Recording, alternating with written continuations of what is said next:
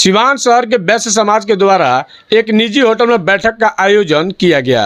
वैश्य समाज के सभी जातियों तथा उपजातियों के व्यवसायियों से खचाखच भरे उक्त बैठक में लोकसभा के निर्दलीय प्रत्याशी पूर्व सांसद डॉक्टर मोहम्मद शहाबुद्दीन की पत्नी हैना साहब को बैठक में आमंत्रित कर उनका गर्मजोशी से स्वागत किया तथा लोकसभा चुनाव में उन्हें भरपूर समर्थन का वादा किया। बैठक को संबोधित करते हुए वैश्य नेता तथा व्यवसायी विद्या विनोद ने कहा कि पिछले 15 साल से सिवान का विकास शून्य है। 1.5 दशक के इस काल में किसी ने सिवान के विकास की सुधि नहीं ली।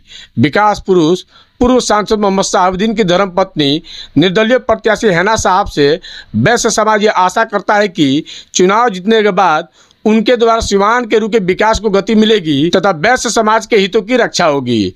अपने स्वागत से अभिभूत प्रत्याशी हैना साहब ने अपने संबोधन में कहा कि सिवान के वैश्य समाज का समर्थन और आशीर्वाद मुझे दे रहे हैं, इसके लिए आप सबको धन्यवाद। मेरे पति पूर्व सांसद डॉक्टर मोहम्मद शहाबुद्दीन साहब ने भी आप लोगों के बीच रहकर आप लोगों को हमेशा सम्मान देने का काम किया। मैं वादा करती हूं कि आप लोगों की ढाल बनकर आप लोगों की रक्षा करूंगी तथा आप लोगों की समस्याओं को व्यक्तिगत रुचि लेकर उसके निवारण के लिए काम करूंगी।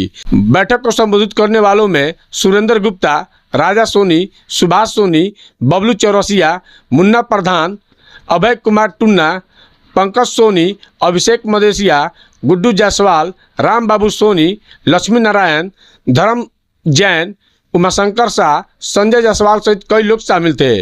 मंच संचालन उमेश कुमार द्वारा की गई। मैं इसी सिवान की बेटी हूँ, इसी मिट्टी में मैं पली बड़ी हूँ।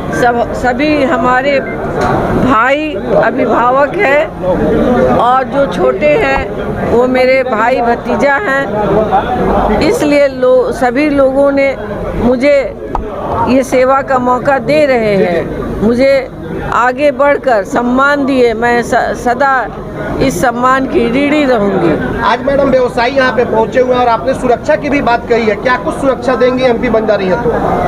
मैं चाहूँगी कि मैं प्रशासन के जरिया मैं इनकी आवाज़ बनकर उन लोगों से अपील करूँगी कि जो भी सिवान में बिगड़े हुए हालात है, सबसे पहले हमारे व्यवसायी बंधुओं को हेल्प की ज़रूरत है।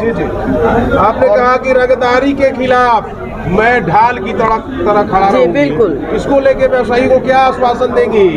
मैं चाहूँगी कि कोई भी अप्रिय घटना ना हो, कोई भी रंगदारी नहीं लिया जाए, क्योंकि बहुत मेहनत से सभी लोग जो रोज़गार करते हैं, मैं भी उसकी साथी के रूप में खड़ी हूँ। मेरे भी जो मेरे फादर थे वो भी व्यवसायी ही थे, तो मैं समझती हूँ कि कितनी कठिनाई से ये बस दुकान को सजाया जाता है, माल लाया जाता है, उसको जगह पर पहुँचाया जाता है, टाइम से पैसे इकट्ठे किए जाते हैं और आढ़त को दिया जाता है।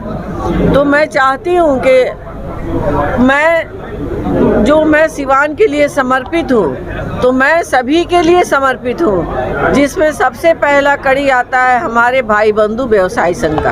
गो माफिया भी सिवान के व्यवसायियों के लिए एक बड़ी समस्या है, नासूर बनते जा रहे हैं। उनके लिए क्या रणनीति होगी आपकी सांसद बनने के बाद? सभी के लिए एक समान रणनीति होगी कि मैं जब उस लायक बनूंगी तो मेरी आवाज़ प्रशासन सुनेगी और सभी के मदद में आएगी। मैडम, इतने सारे व्यवसायी काफी व्यस्त होते हुए भी किसी के साथ दिखाई नहीं दे रहा और आज आपके यहाँ पे सम्मान में सभी लोग एक साथ खड़े हैं। किसी की बात ना किया जाए।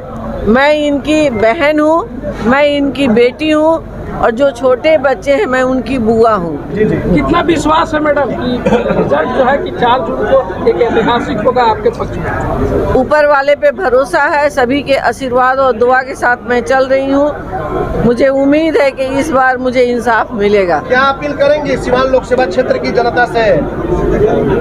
मेरी अपील है कि मैं सभी के दुख सुख की सारथी बनकर चलना चाहती हूँ और हर क्षेत्र में मैं काम करने की इच्छुक हूँ। एजुकेशन है, रोज़गार है, हमारी बच्चियों के लिए एजुकेशन में सहूलत हो और हमारी जो गरीब गुरबा भाई बंधु हैं उनको जो